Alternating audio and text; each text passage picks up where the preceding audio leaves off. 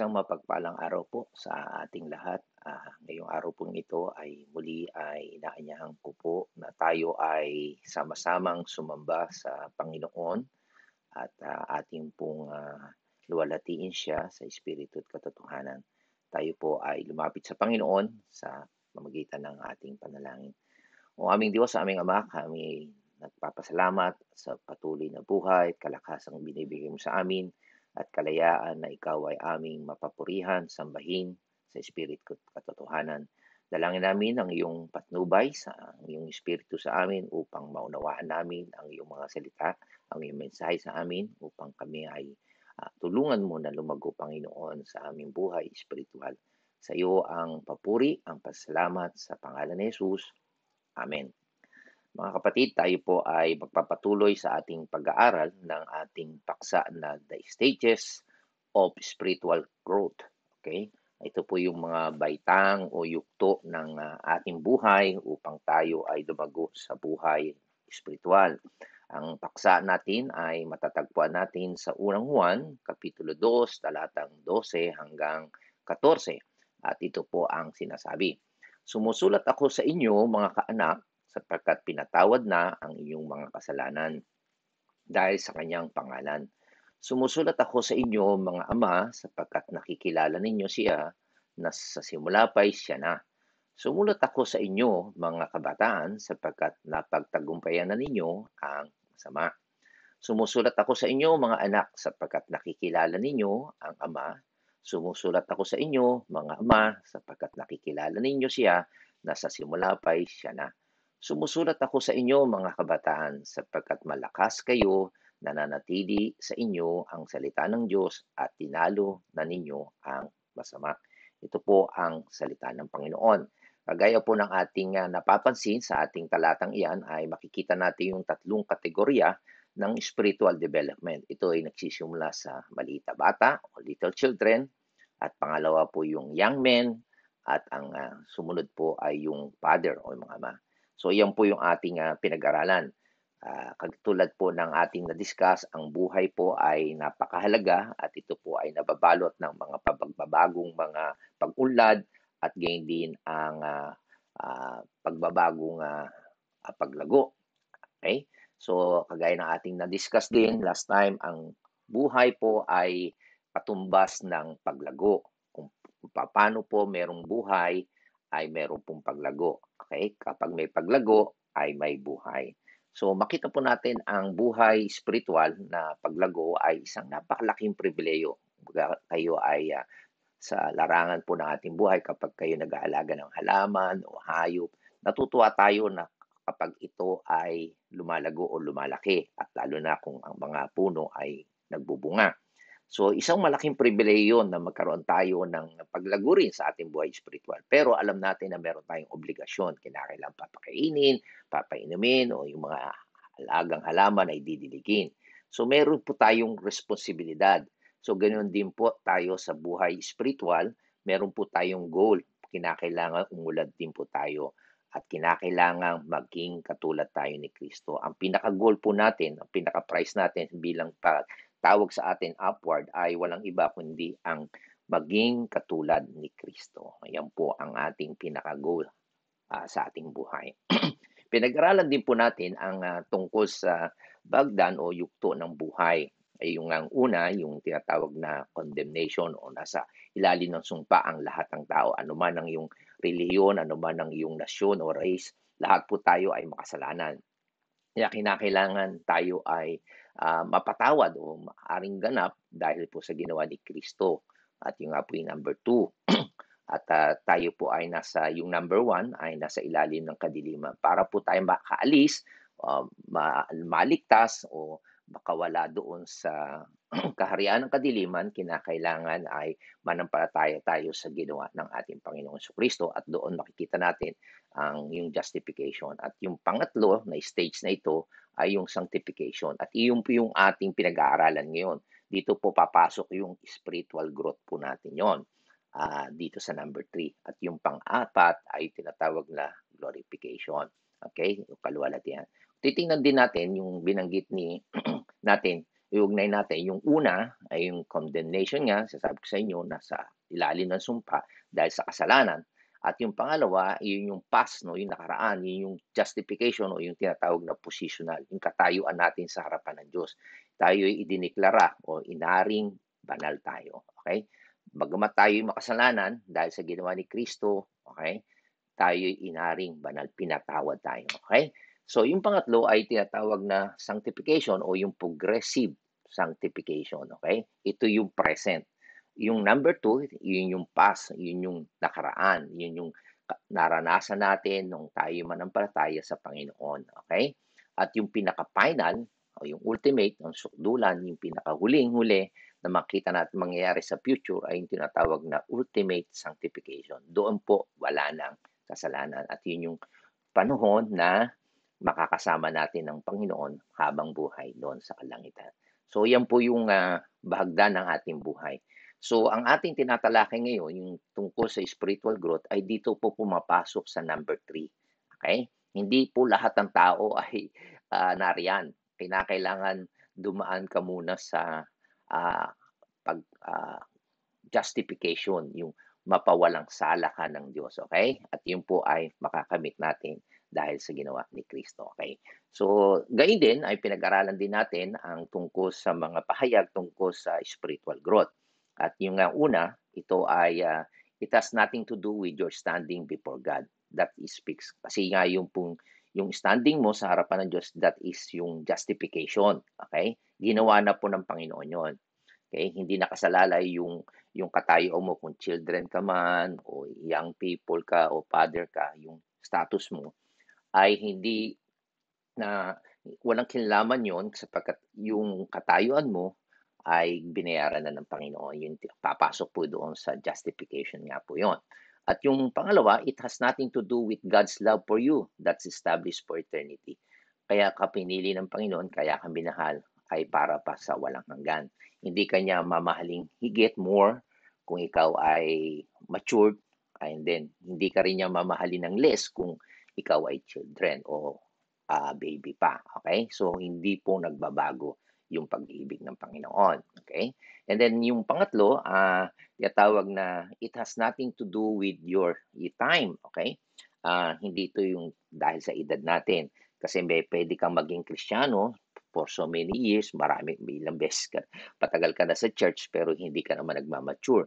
Pero meron naman sandali lang na naging Kristiyano for ilang buwan lang o linggo, pero progressive yung kanyang pagmamature. Okay? So, it has nothing to do with time. Hindi yung matagal ka na or kagaya din ng sa church. Hindi masasabi natin na dahil 20 years na ang FCC, lahat ay matured na. Hindi na sila bata, kundi teenager na young people. No, it's not. Hindi yung nakasalalay. Yung maturity ay personal yan. Ito ay yung ating tatalakayin mamaya tungkol sa paglagong spiritual. Okay? Pangapat ay it has nothing to do with information sa mga kaalaman mo o nalalaman mo kahit na sa biblical information. Yung marami kang alam na tungkol sa Bible, ilang verses, ilang chapter ito, ilang books to sa Old and New, hindi po yung sino yung mga Bible character, hindi po yan doon masusukat ang iyong paglago. Okay? Kahit po biblical information yan. Sapagkat kung meron kang tututunan pero hindi mo naman ina-apply ito, baliwala rin po yon. Okay? So, hindi ka rin lalago. And then, panglima, it has nothing to do with activity. Yung marami kang ginagawa. Business po ay hindi equal to spiritual maturity. Pwede kang busy-busyhan lang, okay? Para makaiwas ka sa trabaho sa bahay, okay? At pupunta ka sa church pero hindi naman po counted po yon, okay? Yan po. Number 6, it has nothing to do with prosperity. Kasi nga po ay doon maraming tao ay sinusukat yung malago yan kasi malago yung kanyang pananalapi, yung mga temporal success na promote o kaya may marami siyang material na blessing o yung size ng ministry niya, lumalaki na yung kanyang ministry. Hindi rin po yung level ng kanyang influence. Okay? Kahit na marami siyang nai-impluwensya, hindi po yun sukatan ng maturity. Okay? So, yan po yung ating diniscuss last time. So, ngayon, tutuloy po tayo. Ang maturity po is not absolute. Okay? Sa Tagalog po ay ibig sabihin niya ay tiyak o hindi mapag-aalinlanganan. At, it is relative o merong may kaugnay po ito. Ano po ibig sabihin nun? Kapag pinag-usapan po natin ang spirituality or carnality, okay? Ah, ang pinag-uusapan natin po yung tungkol sa ito ay isang absolute, okay? Ito'y tiyak at hindi mapag-aalinlanganan, okay? Puwede pong mangyari sa inyo na kayo ay spiritual at puwede rin naman dumating sa buhay mo na ikaw naman ay namumuhay sa flesh, okay? Hindi natin mapapagsubalian 'yun, talagang puwedeng mangyari 'yun sa isang Kristiyano at any given time. Halimbawa, kung ikaw ay mananampalataya, bago ka mananampalataya talagang masigasig ka, very spiritual ka, sumusunod ka sa Panginoon, sumusunod ka sa sinasabi ng salita ng Diyos. Ang tawag sa'yo do'n, spiritual ka. Pero kapag hindi ka sumusunod sa Panginoon, ang tawag sa iyo ay karnal ka. Okay? Ibig sabihin, kahit ka po ay 50 taong ka na, 50 years old ka na, lumalakad ka sa Panginoon, sa walking in the Spirit ka, at sumusunod ka sa salita ng Diyos. Okay? You are spiritual. Pero dumating yung time na meron kang nagawang pagkakasala. Okay? Nagkaroon ka ng, ika nga ay nag-backslide ka, ang tawag naman sa iyo doon ay ikaw ay namumuhay ng sa laman o fleshly, okay? So yun po yung tinatawag na absolute, okay? Pwede pong mangyari sa isang pagkakataon sa buhay Kristiyano na siya ay namumuhay sa espiritu o namumuhay sa laman, okay? So it's either na nagpa-function ka, na sumusunod ka sa Diyos, na lumalakad ka sa espiritu, o naman minsan dumadating na ikaw naman ay nagdi-disobey sa God at namumuhay ka sa flesh. Kaya minsan pag linggo, spiritual tayo. Pagdating ng araw ng Sabado hanggang Lunes hanggang Sabado, minsan nagiging fleshly tayo. Dapat hindi ganoon po. Ang tunay na talagang mananampalataya, halos araw-araw. Okay? Minsan-minsan lang yung nakakamali ka, namumuhay ka sa laman, yun po yun. Yun ang dapat mangyari. Okay? So yung po yung makita natin, that is absolute, no? Okay? Pag sinabi pong spiritual maturity, it's not absolute, okay? Yung spirituality and carnality, that is absolute, okay? So ang maturity po, okay, makita po natin dito, iba po yung spirituality ah, sa carnality, no? Ito, pag sinabi naman nating maturity, yung kaganapan ng gulang o yung maturity ng spiritual natin, ito po ay relative thing, okay? Merong kaugnayan, nakasalalay po ito sa mga pangyayari, okay? That is maturity is a relative thing, okay? Hindi po siya tinatawag na absolute, okay? Na pwede itong mangyari sa iyo at pwedeng hindi mangyari. It is a relative as you grow, okay? May kaugnayan to habang tayo ay lumalago. Tandaan po natin, the only thing you grow are the times when you are spiritual, okay? Sa panahon lang daw po tayo ay spiritual, doon lang po yung pagkakataon na tayo ay lalago. Okay? Pero kapag ikaw ay karnal, namumuhay ka sa laman, ay definitely hindi ka lalago, kundi pabaksa ka. Di ba? Yan ang totoo, ang katunayan. So, makita natin dito na ang spiritual growth is a relative spiritual development. Okay? Kaugnay po ito sa pag-unlad ng iyong spiritual of a person sa magitan po ng mga accumulated times, okay? Ito yung mga naiipon mong mga oras na nagwo-walk ka in the spirit, okay? So makita po natin dito, the more you walk in the spirit, the more you are going to grow, okay? So napakahalaga po yung oras at panahon na ginugugol mo na ikaw ay lumalakad ayon sa espiritu. Tinanong po yan, anong ibig po sabihin ng walking in the spirit? Sabi po ni John MacArthur, it is living every moment. Namumuhay ka oras-oras, every time o every moment as if you were standing in the presence of Jesus Christ. Yung lagi kang alam mo na kasama mo si Jesus Christ, yun po ang ibig sabihin nyo. So, checkin mo ngayon yun. Kung yung bang ginagawa mo, hindi ka nahihiya o hindi ka natatakot na makita ng Panginoon. Yun yung time na talagang nagwo-walk ka sa Spirit. So, check natin yung sarili natin. Okay? Ano ba yung ating ginagawa araw-araw? Okay? So, kung hindi tayo nagwo-walk in the Spirit, wala tayong tsansa na lumago spiritually. Okay? So sana po makikita po natin dito. Kaya makikita natin dito na it is relative, nakasalalay po yan. Kung gusto nating lumago ay ito'y nakasalalay sa mga oras na talagang tayo ay lumalakad ayon sa Espiritu. Okay? Dinefine po ng Biblia, okay?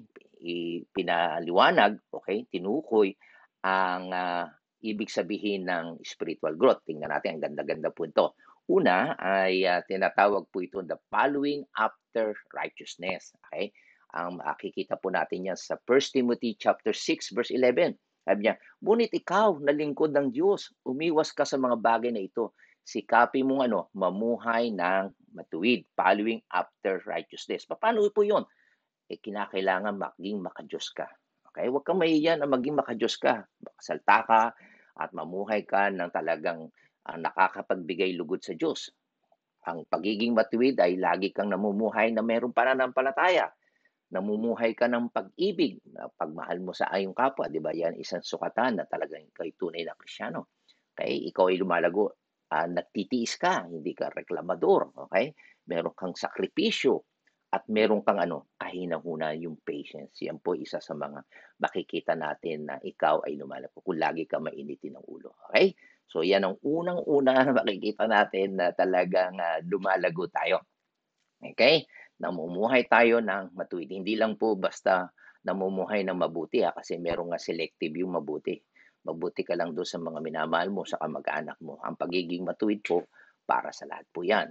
Okay? Walang kamag-anak, walang pamilya, kundi talagang pinapakita mo yung katwiran at kabanalan. Okay, pangalawa ay itong sinasabi, being transformed by the renewing of your mind. Ayan sinasabi sa Romans chapter 2, verse 2. Huwag kayong makiayon sa takbo ng mundong ito. Mag-iba na kayo sa magitan ng pagbabago ng iyong pag-iisip upang maunawaan ninyo ang kalooban ng Diyos, kung ano ang mabuti, kalugod-lugod at ganap na kalooban niya. So isa sa mga makikita natin na lumalago tayong spiritual, nagbabago na tayong isip, hindi kung ano yung nakagisnan natin, kung ano yung uso, ano yung ginagawa ng tropa o ng mga kagrupo mo, hindi na yun. Nag-iiba ka na.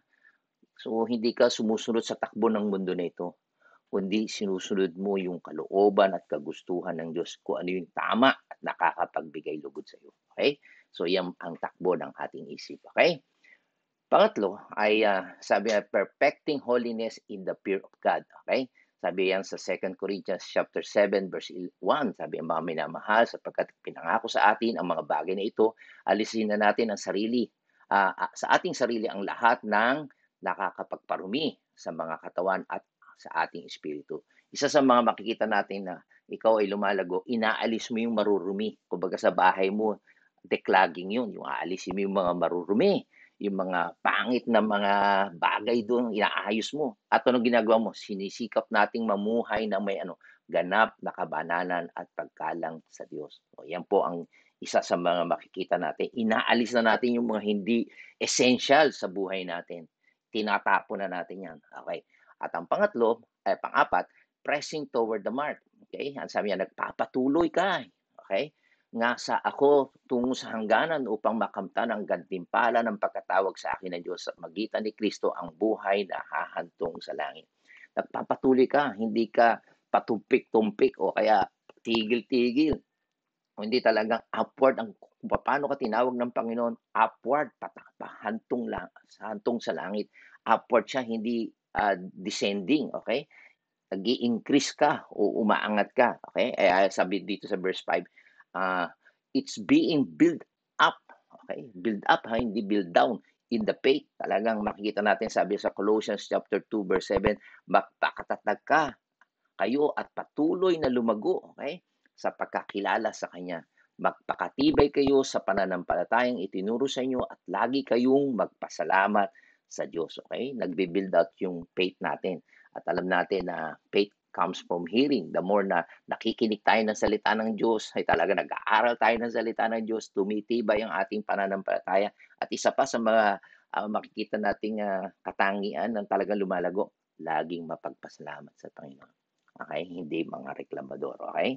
So, dito makita natin na ang spiritual growth ay hindi 'to mistikal o yung talagang mahiwaga, okey? Hindi rin ito sentimental, madamdamin o kaya devosyonal o yung, debosyon mo, pagtatalaga mo o kaya naman ay ito ay psychological o isang, hindi rin 'to dahil sa iyong naranasan o isang event na iyong nadaluhan. Hindi rin ito isang desisyon na ginawa mo. Hindi rin ito tinatawag na rededication ng iyong buhay. Hindi ito dahil sa mga secret na mga insight na sinasabi mo na nakita mo para ikaw ay lumago, hindi po 'yun, okey? Tandaan po natin ang ating pag-grow, okey, yung ating, paglago bilang, tao, living human being is not due to any mystical, hindi dahil sa mga sentimental 'no, o devotional o psychological. It's not due to any event o mga pangyayari, okay? It's not due to any commitment or decision. Okay? It is a process. Tandaan po natin. It is a process of feeding your body so that it can be developed. That's the same to spiritual dimension, di ba? Para lumaki ang bata, papainumin mo siya ng gatas. Okay? Hanggang sa lumaki siya, ay hindi lang panay gatas, kundi pagkain, kanin, at mga ulam, at marami pang mga iba. Okay, tama? So, ganun din po, proseso yun. Hindi yung isang pangyayari o event o commitment mo lang, hindi po yun. Okay? Lalago po ang isang tao, ito ay dahil sa isang proseso. Ito ay proseso na tinitake natin yung mga katotohanan mula sa Diyos, truth of God, at nag-grow tayo in the basis of believing and responding to that truth. Kaya napakahalaga po yung nakikinig tayo, nag-aaral tayo ng salita ng Diyos. Yun yung panahon na talagang ninanamnam natin, iniisip natin ang mga katotohanan mula sa Diyos at ito ay ating tinatanggap at tumutugon tayo sa katotohanan ito. So, ibig sabihin, simply, it's a process nga na tatanggapin natin yung truth na yun at mag-grow tayo sa basis na nagbibilip tayo, naniniwala tayo at nagre-response sa katotohanan ito. Okay. So, simplify that, sabi niya, hindi tayo mag-grow spiritually unless you grow in your understanding of God's truth. Kita niya? Kaya napakahalaga po mga kapatid na talagang nakikinig kayo at pinag-aaralan nyo ang salita ng Diyos. Okay? Kaya po nalulungkot po ako doon sa mga iba na ayaw, kumbaga, tuwing araw lang ng linggo nakikinig tapos nagmamadali pa, ilang minuto lang naiinip na kaagad. Okay? So, paano sila lalago dyan? Di ba? Gustong-gusto natin kumain, mga eat all you can, gugusto natin 'yun. Pero pagdating sa salita ng Diyos, ayaw natin, okay? So, 'yan po makikita natin dito na, para tayo'y lumago, okay, kinakailangan talaga ay, mag-grow tayo sa ating pagkaunawa sa Panginoon at iyon po ang magagawa natin. Talaga para tayo lumago ay kinakailangan matuto tayo, maintindihan natin ang mga salita ng Panginoon. Tingnan niyo, ano sabi ng Panginoong Hesus sa Matthew chapter 4 verse 4? Sabi, sumagot si Jesus, nasusulat, ang tao hindi lamang sa tinapay nabubuhay, kundi ano? Sa bawat salita ng Panginoon. Ano sinabi ng Panginoon? Life is growth, okay? Ang buhay ay paglago, okay? Ang paglago ay nanggagaling saan? Sa pamagitan ng ano? Ah, ng pagkain, 'di ba? Okay. At ang pagkain ito ay hindi lang tinapay, kundi sabi, for every word that comes out from the mouth of God. Okay? Kaya spiritual growth, tandaan po natin, is directly related to an increase in your understanding of God's revelation. Okay? Eh, yung sabi ng Panginoon, hindi lang po kayo sa tinapay o sa mga pagkain ninyo nabubuhay. Yung sinasabi, ina-encourage natin, kung gusto nyo natin talagang lumago, mag-mature, kinakailangan natin kumain talaga ng mga tinapay o pagkain natin, physically.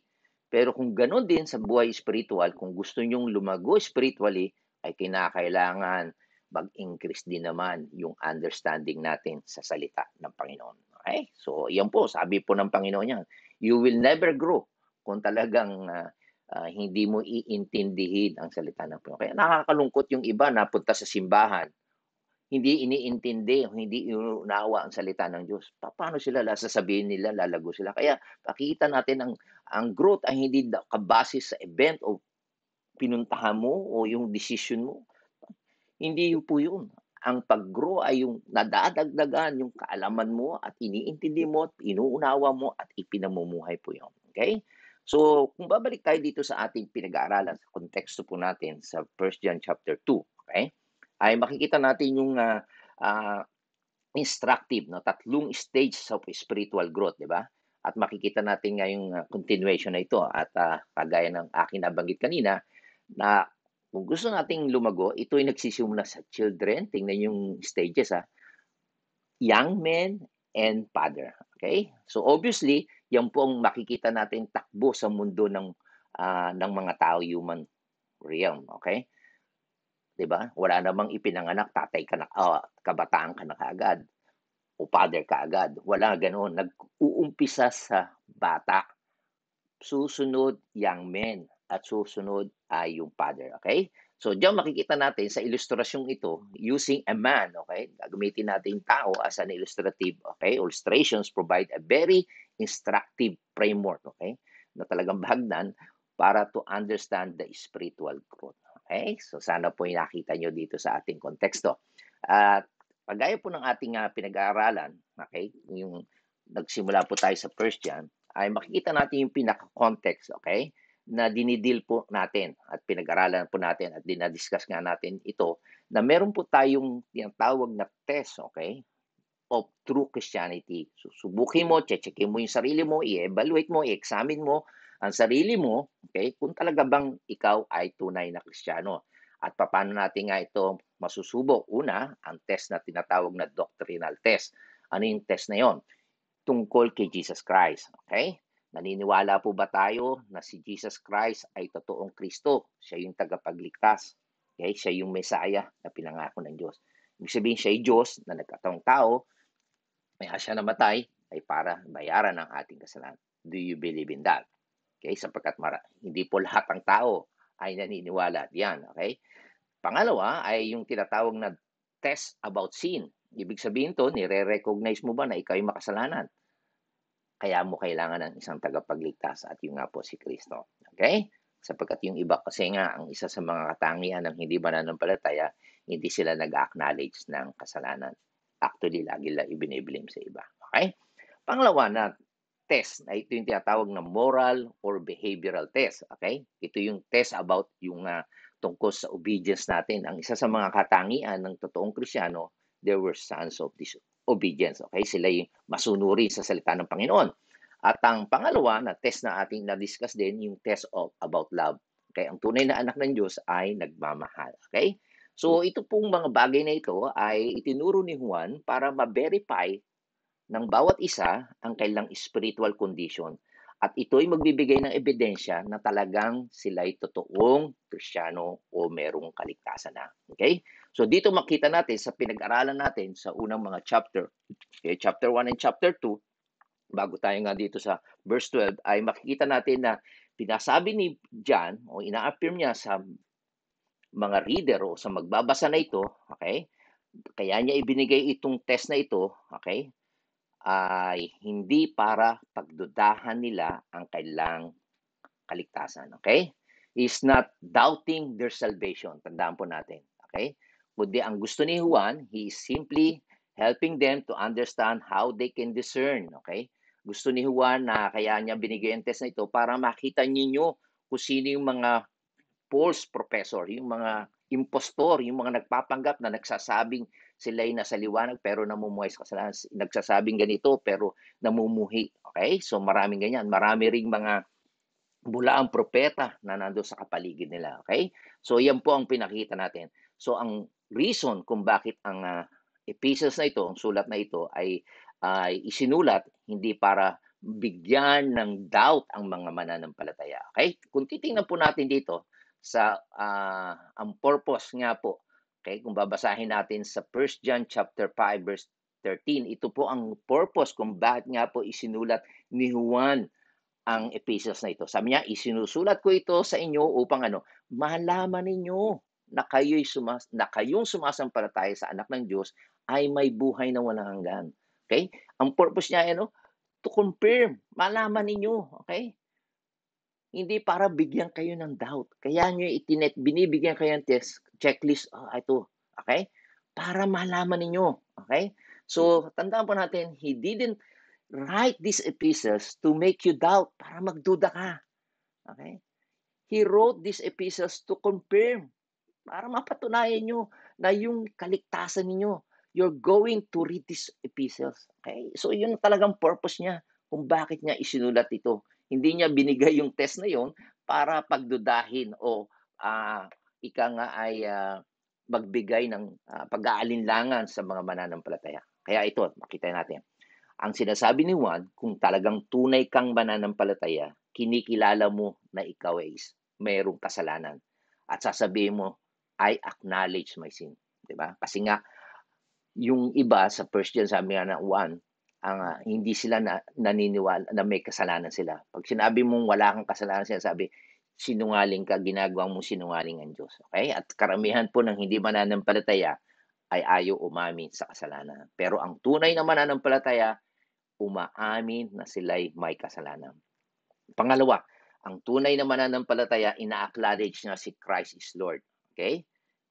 Ibig po sabihin niya, ina-acknowledge niya si Jesus Christ, ang Kristo, ang tagapagligtas, ay Diyos. Okay? At pangatlo, kung ikaw ay tunay na mananampalataya, meron kang desire from the heart to obey God. Again, desire. Nandoon yung desire mo. Okay? Na talagang sumunod ka sa Diyos. At hindi lang yun, meron kang desire to love others. Okay? At kapag nangyari yun, masasabi mo na talagang naranasan mo yun. Okay? So kapag ito ay masasabi mo lahat, then you're confirm your salvation. Matitiyak mo na talagang mapapatunayan mo na ikaw ay totoong mananampalataya. At hindi lang po yun. Kapag napatunayan mo na ikaw ay isang mananampalataya, ang mangyayari ngayon, mai-expose mo, mailalantad mo ngayon yung mga tao na talagang tinatanggihan si Kristo. Mai-expose mo rin yung mga tao na nagde-deny ng kailang kasalanan. Okay? At gayon din, ma-expose mo yung mga tao na namumuhi sa iba. Okay? At gayon din, ma-expose mo yung mga tao na ayaw sumunod sa salita ng Diyos. Yung mga tao na talagang nagmamahal sa kamunduhan at sa mga bagay sa mundo na ito. So, ang talagang intensyon o layunin ng pagkasulat ni Juan dito is to help believer to be able to discern. Okay? Matulungan sila na malaman, alamin, okay?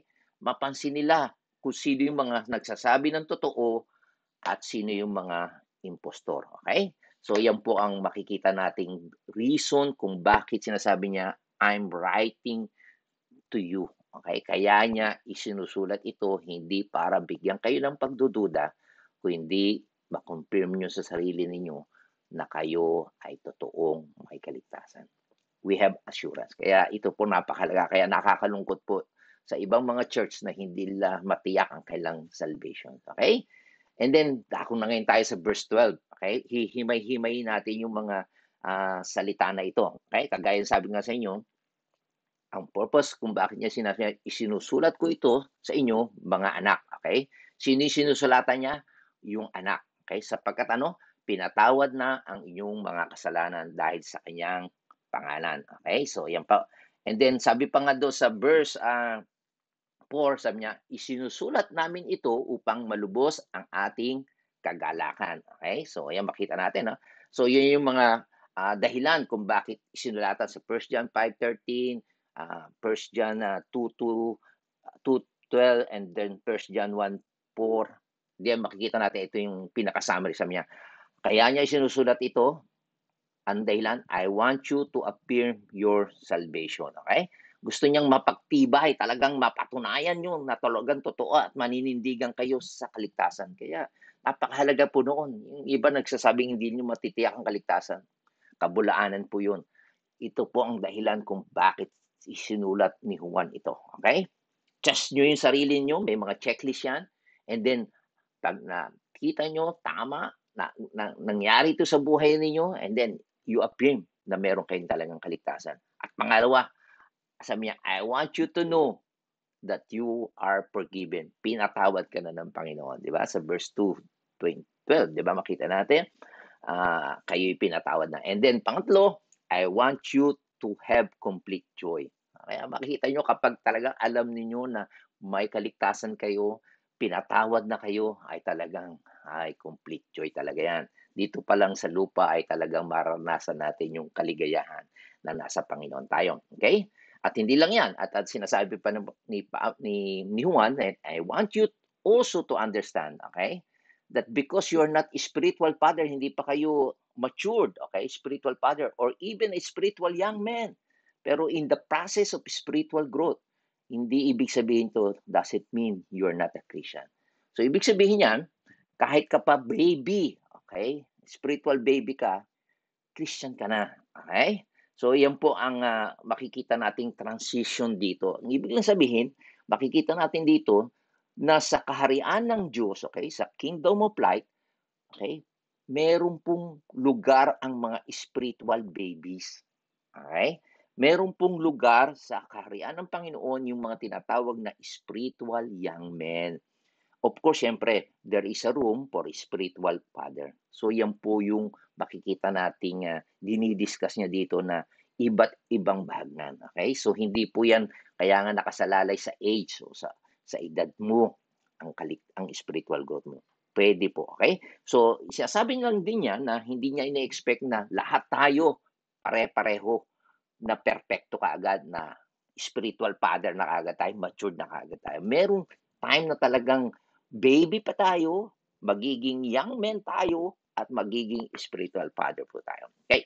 Dadako na tayo ngayon dito. Sinasabi nga natin na little children. Okay? Natapos na tayo doon na sa word na I write to you. Yung purpose kung bakit niya kilala niya kung sino yung kanyang sinusulatan, okay? Yun yung purpose. Pinakita, hindi bigyan ka ng doubt, kundi ma-appear mo na totoo kang Kristyano. Ngayon, sino yung kanyang sinusulatan ngayon? Ang sino? The little children, okay? So, kilala ni Pablo, o ni Saul, ni John, ang kanyang sinusulatan, okay?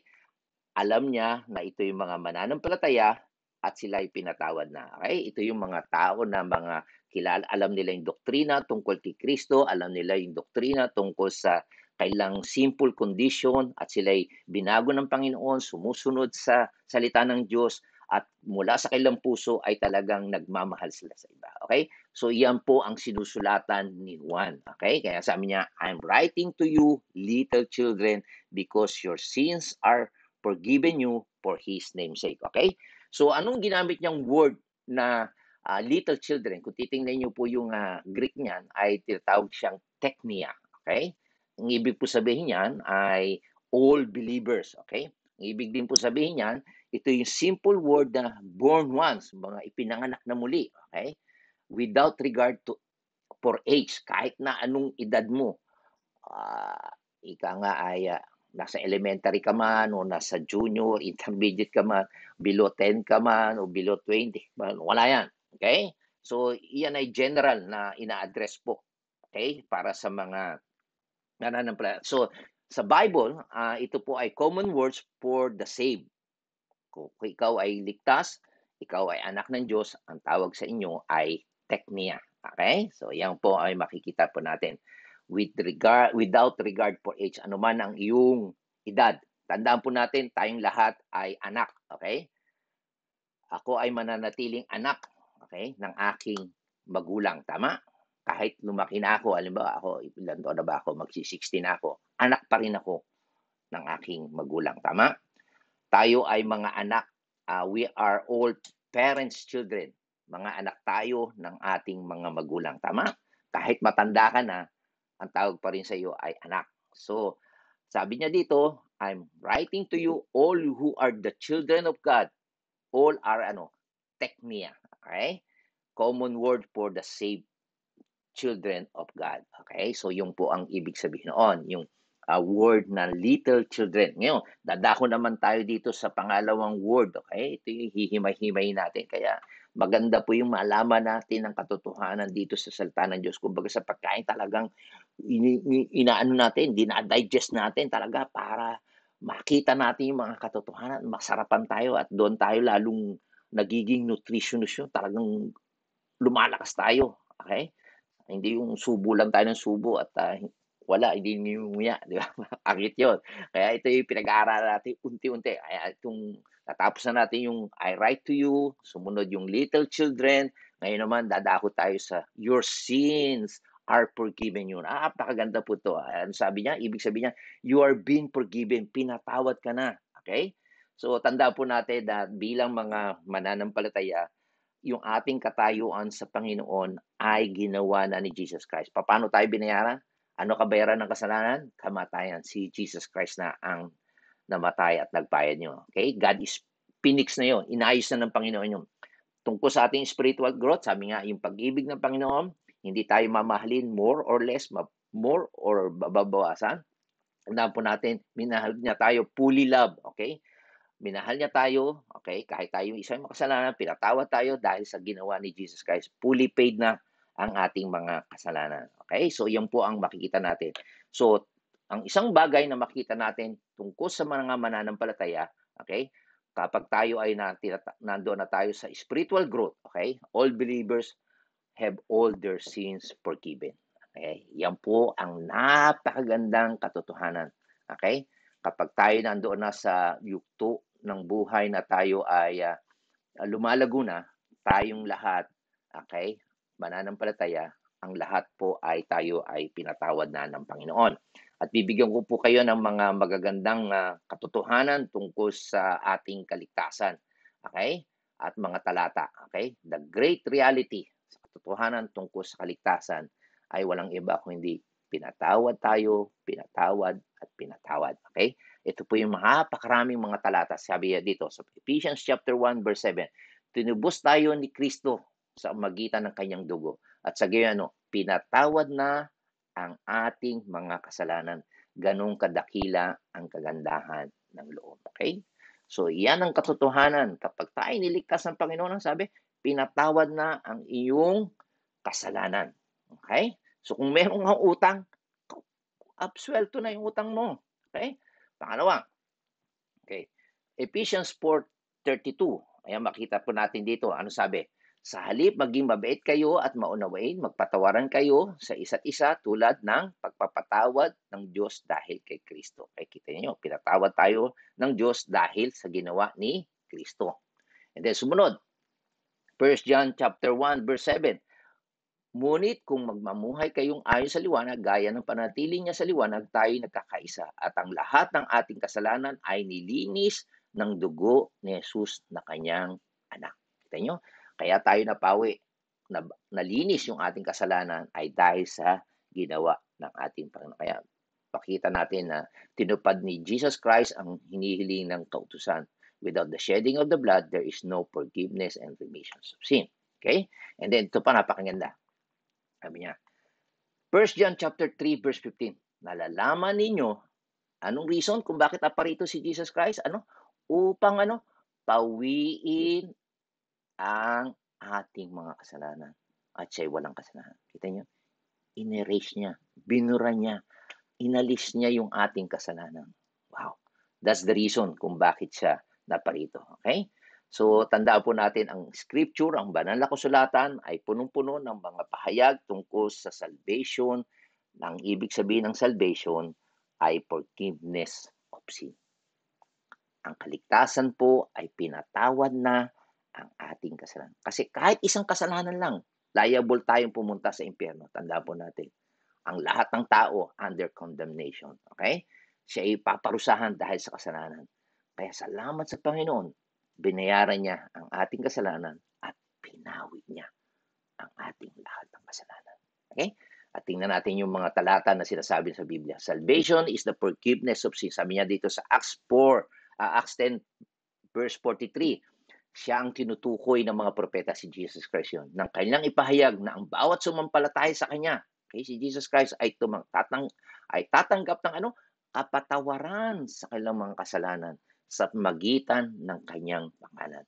Kaya siya lamang ang ibinigay ng Diyos sa silong ng langit kay pangalan lang ni Jesus Christ ang makakapawi ng kasalanan ng tao. And then ano pa, sabi dito sa Acts chapter 13 verse 38 to 39, sabi niya, dapat ninyong malaman, mga kapatid, na sa magitan ni Jesus ay pinangaral sa inyo ang kapatawaran ng kasalanan. Kaya kita nyo, it's through Jesus' name. At ang lahat ng sumasampalataya sa Kanya, pinatawad na sa lahat ng pagkakasala, hindi na ipatawad sa inyo sa magitan ng pagtupad ng kautusan ni Moses. Okay, kita niyo na hindi kayang yung tuparin mo yung kautusan ni Moses, so sabihin natin 10 utos, hindi kayang patawarin o linisin ang iyong kasalanan. So ibig sabihin hindi sa magitan ng iyong ginawa yan para ikaw ay mapatawad. At wala namang makaka-perfect noon. Pero tandaan po natin, it is through Jesus Christ. Okay? At gusto ko lang bigyan din to na sinasabi na yung ibig sabihin na sa wikang Ingles ay all things. Okay? Pinatawad na sa lahat. Okay? Pag sinabing all things, it means the just punishment of a holy God. Yung matuwid lang na tayo talagang parusahan ng Diyos. Okay? Dahil sa ating kasalanan. Pero makikita natin na pinatawad na, talagang pinawi na ng Diyos. Okay? So, again, ito pa, napakaganda ng mga talatan to. Sige. Kaya nga, sabi dito,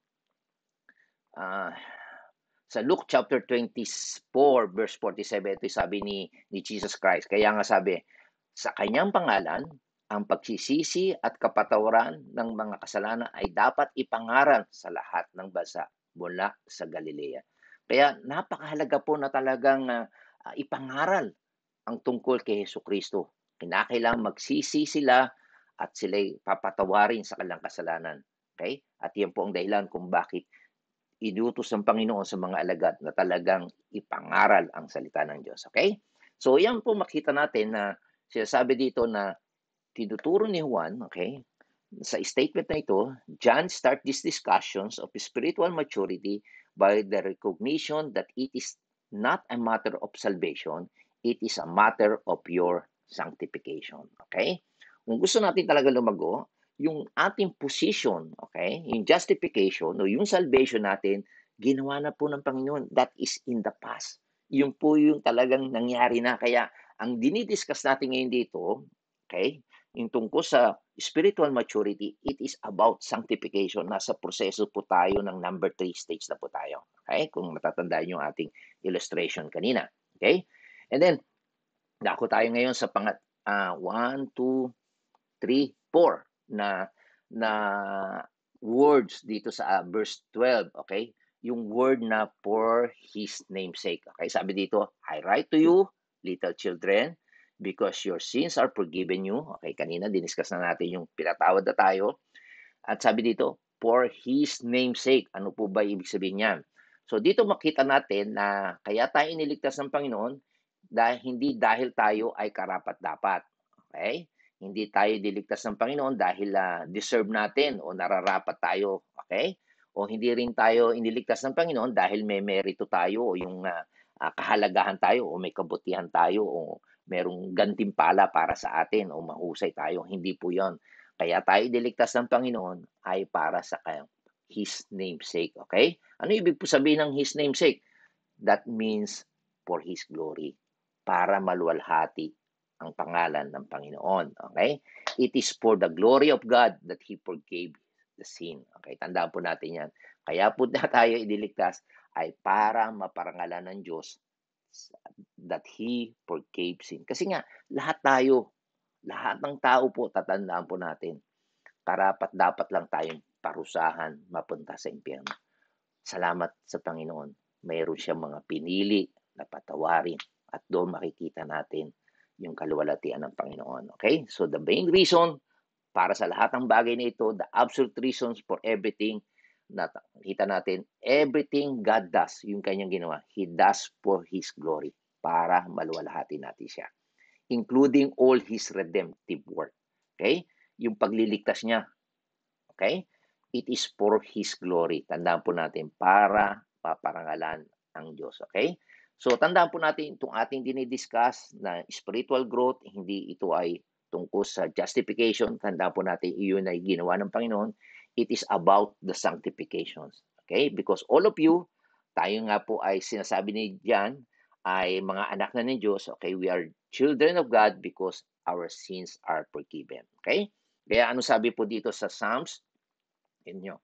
Sa Psalms 25 verse 11, dahil sa inyong pangalan, okay? For thy name's sake, okay? O Panginoon, iyong ipatawad ang aking kasamaan sapagkat malaki. Okay? Tingnan nyo, ang panalangin inoffer ng matured man. Okay? Ano sabi niya? Dahil sa iyong pangalan, Panginoon, ipatawad mo ang aking kasamaan sapagkat ito ay malaki. Okay? So makikita natin dito na talagang he's saying na tayo ay pinatawad niya sa ating kasalanan na dahil naman talagang napakalaki at makikita natin it is for the glory of God. Okay? Yung grace, yung biyaya ng Diyos, yung habag niya na tayo pinatawad niya. Okay? So naintindihan niyo po ba yun? Na talagang kita nyo, ang laki-laki talaga ng ating kasalanan, dapat tayong parusahan, pero pinatawad tayo ng Panginoon dahil sa kanyang pangalan para maluwalhati siya, madakila siya. Okay? Wala kang talaga pwede ipagmalaki. Kaya kanya iniligtas ay para mahayag ang kanyang pangalan o karangalan. Kaya ano pa sabi diyan sa Psalms 79 verse 9, sabi niya, tulungan kami o Panginoon ng aming kaligtasan dahil sa kaluwalhatian ng iyong pangalan. At iyong iligtas kami at linisin mo ang aming mga kasalanan dahil sa iyong pangalan. Okay, kita nyo? For your glory of thy name. Okay? Deliver us and purge us away our sins for thy name's sake. Okay? So, kita po natin yan. Kaya niya tayo pinatawad. Okay? Ay para ma-display yung kanyang glory. Sabi niya ay, put your glory on display. Ang kaluwalhatian niya. Put your grace on display as a forgiving God. Kita niyo yan? So, kaya niya pinapatawad tayo ay para makita natin yung kaluwalhatian niya, makita natin yung grace o biyaya ng Diyos talaga. So, when you confess, kapag tayo ay nagpapahayag ng ating kasalanan sa harapan ng Diyos, ito ang dapat natin gawin. Sasabihin natin sa Panginoon, O God, forgive my sin. Patawarin mo ang aking kasalanan so that you may be glorified. Napakaganda po niya mga kapatid na makikita natin na talagang humihingi tayo ng kapatawaran sa ating kasalanan sapagkat nais nating maluwalhati ang Panginoon. At doon makikita natin yung kanyang habag at mercy every morning. Okay? Every morning. Okay? And then makikita din natin yan sa Psalms, 106 verse 4 to 5. Ang context po na ito ay panalangin ng mga bayan ng Israel. Sabi, alalahanin mo kami, O Panginoon, nalingapin niyo yung pagkaloob sa amin yung bayan, o dalawin mo ako ng iyong pagliligtas. Okay? So yan po kasi makita natin na ito yung istorya na sila'y tumawid sa yung bansang Israel, ay inalis sila sa Ehipto at hinabol sila ng mga Egyptian, at makikita natin tinuyo ni Jesus Christ ng God yung Red Sea at sila ay dumaan parang ilang dry siya, pero nung hinabol po ng mga Egyptian ay sila'y natabunan. So doon po makikita natin sa inyo upang makita ko ang kaginawa ng iyong hinirang, upang ako'y magalak sa kasayahan ng iyong bansa, upang ako'y lumalhati na kasama ng iyong mana. So yan po, God saved in order to put Himself on display, to put His glory and His grace on display. Yan po talagang ipagmamalaki niya.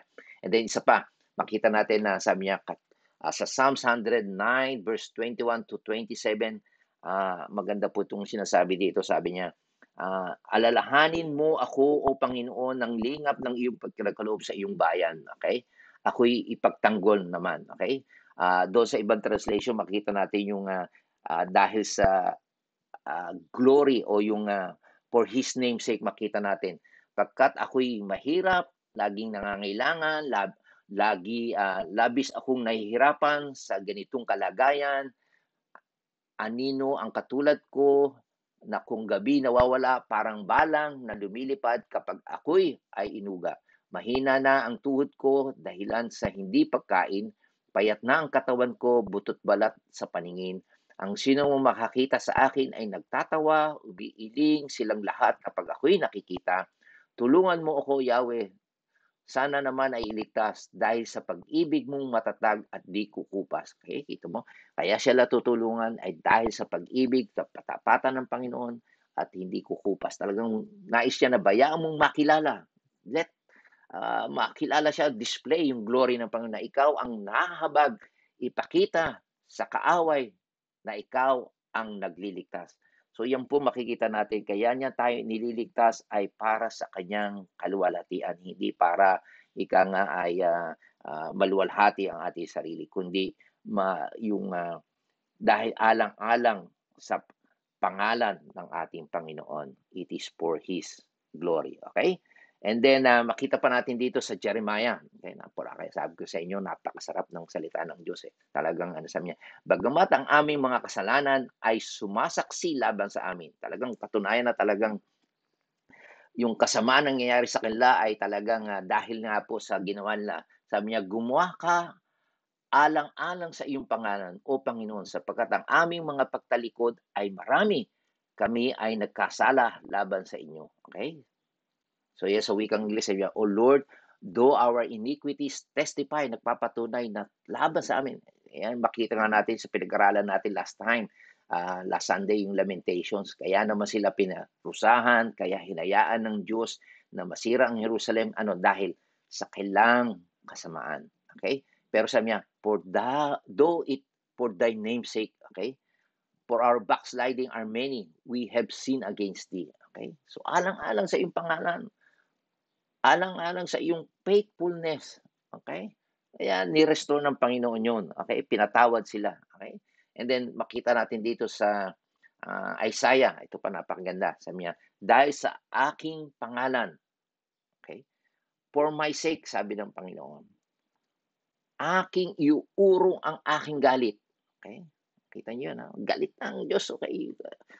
Pwede niya tayong justified na parusahan, pero pinigil niya.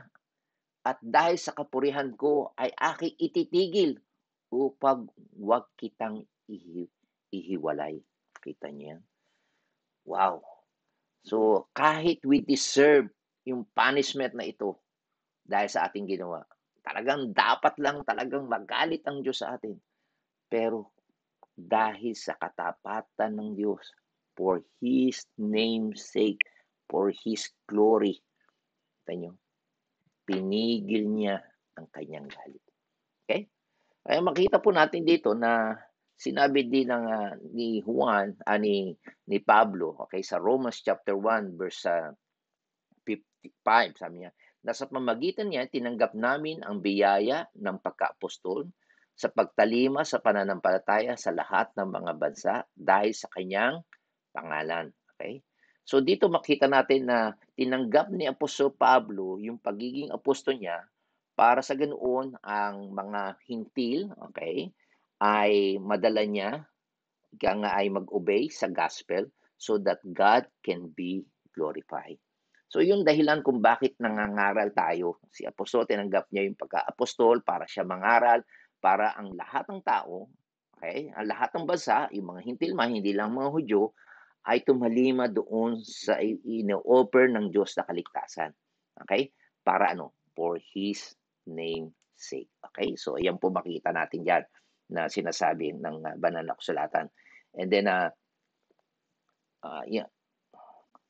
So dadako ngayon tayo ulit sa ating pinag-aralan. Ngayon makita natin na dito kita natin na pinatawad tayo ng Diyos hindi dahil sa meron tayong nagawa, pinatawad tayo ng Diyos hindi dahil sa meron tayong na-earn o na-achieve. Okay? Pinatawad tayo ng Panginoon hindi dahil tayo ay karapat dapat patawarin. Tayo pinatawad ng Panginoon, it is because to give testimony sa biyaya ng Diyos. At yun ang dahilan. So kaya dito makita natin sa ating dinidiscuss in conclusion sa araw na ito, sabi niya ni John, I'm writing to you sa lahat ng mga Kristiyano dahil you are already forgiven. Pinatawad na kayo. Hindi dahil meron kayong nagawa, you deserve it, o karapat dapat kayo, o meron kayong na-accomplish, o merit. Okay? You're been forgiven, kaya kayo na pinatawad because it pleases God. Kaya kayo pinatawad tayong mga mananampalataya dahil nakakapagbigay lugod iyon sa Panginoon para i-display niya yung kadakilaan at kaluwalhatian ng kanyang biyaya. Kanya? Kaya makita natin when it says His namesake, okay?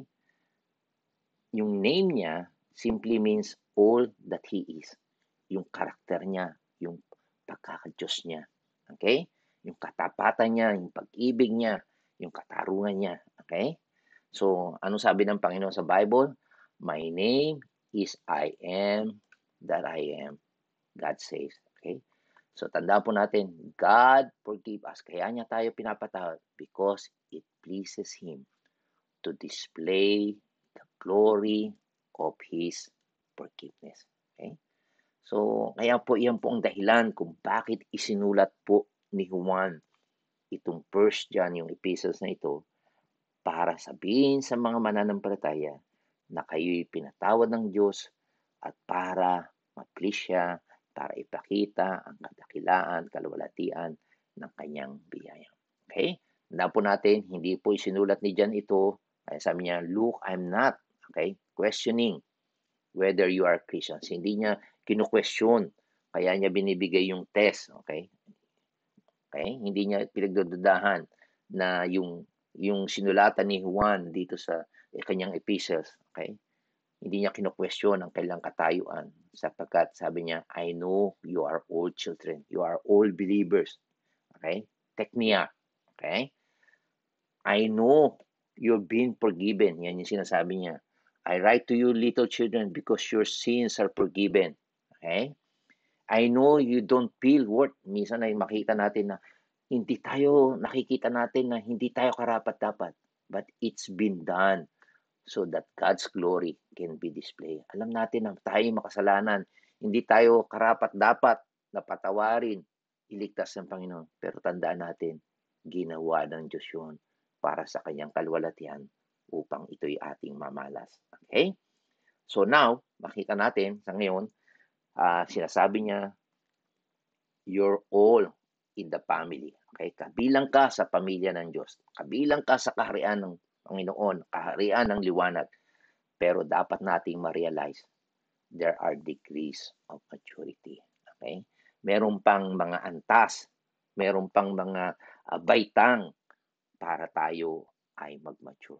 Kung sa tingin mo mga kapatid ngayon ay you feel na ikaw ay nasa mababa pa, nasa beginning, kung yung tingin mo sa sarili mo mga kapatid na ikaw ay spiritual baby pa, don't think for a moment.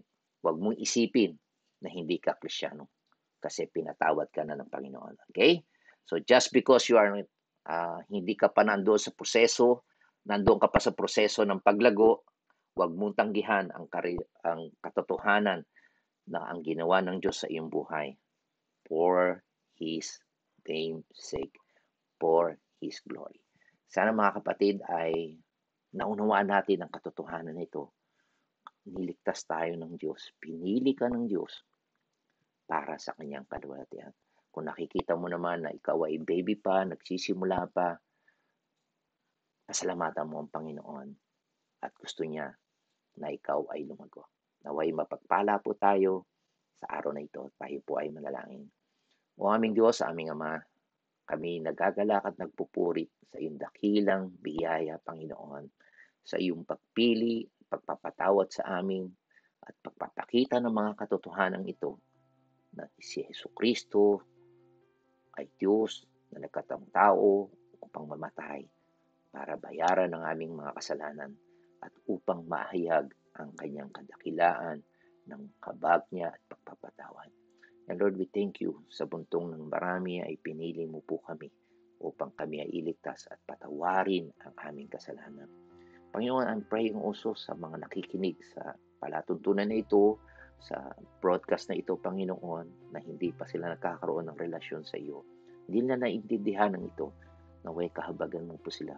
Naway magkaroon sila ng desire na mapatawad mo, Panginoon, malinis sa kanilang mga kasalanan at magpasimula ang kailang buhay ng buhay spiritual at paglago, Panginoon. Kaya maraming po salamat na ginawa ng aming Panginoon Jesucristo. Nawa ang aming buhay ay isang maging living testimony ng kanyang kadakilaan at ang kaligatian ng kanyang pangalan. Ito po ang aming dalangin at pasalamat sa pangalan ni Jesus. Amen. Amen. Magandang araw po sa ating lahat. Magpalain tayo.